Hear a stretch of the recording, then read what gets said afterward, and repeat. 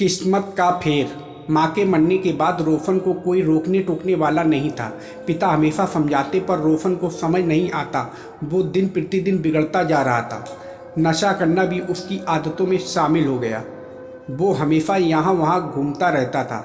अक्सर स्कूल से भागकर पिक्चर देखना, आवारा दोस्तों के साथ घूमना मानो उसका शौक बन गया था। रोशन के पिता बहुत कर्तव्यनिष्ठ, ईमानदार व्यक्तित्व के सज्जन पुरुष थे।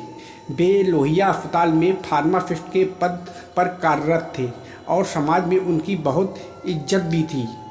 अक्सर अपने पुत्र रोशन को समझाते कि समाज में नाम कमाने के लिए अच्छे काम करने होते हैं।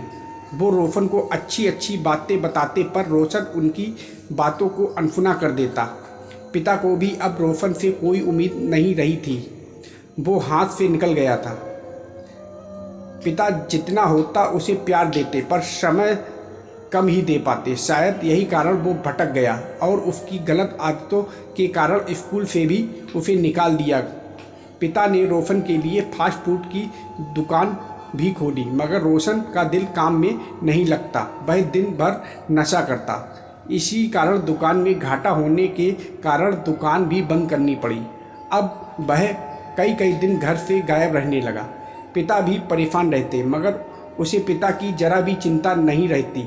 वो खुद में ही मस्त रहता। दिन इसी तरह गुजरने लगे और फिर किस्मत का फेर हुआ। रोशन के पड़ोस में रहने वाली स्नेहा, जिसका पति सेना में जवान था, कारगिल के युद्ध में शहीद हो गया। स्नेहा को विधवा पेंशन और सरकार की तरफ से पेट्रोल पंप भी मिल गया।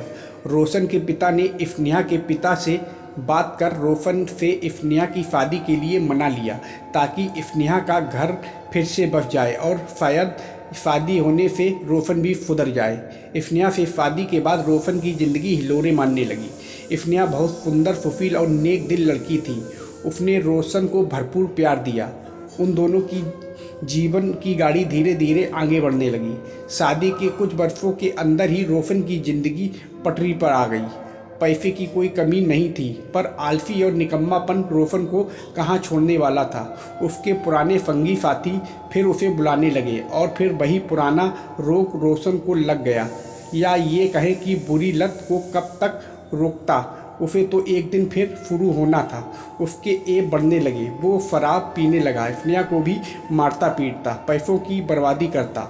स्नेहा के लाख समझाने पर भी वो नहीं सुनता। इसी तरह शादी के 2 साल गुजर गए और इस बीच उसके 2 बच्चे भी हो गए, पर रोशन को बच्चों से कोई लगाव नहीं था। जिस व्यक्ति को सुधरना नहीं, उसे कौन बचा सकता है। उसका ध्यान सिर्फ शराब दोस्तों में बीतता। घर की कोई चिंता नहीं, बस पैसा और शराब, ये दोनों उसके अपने ही थे। बाकी स्नेहा और बच्चों से कोई लेना देना नहीं था।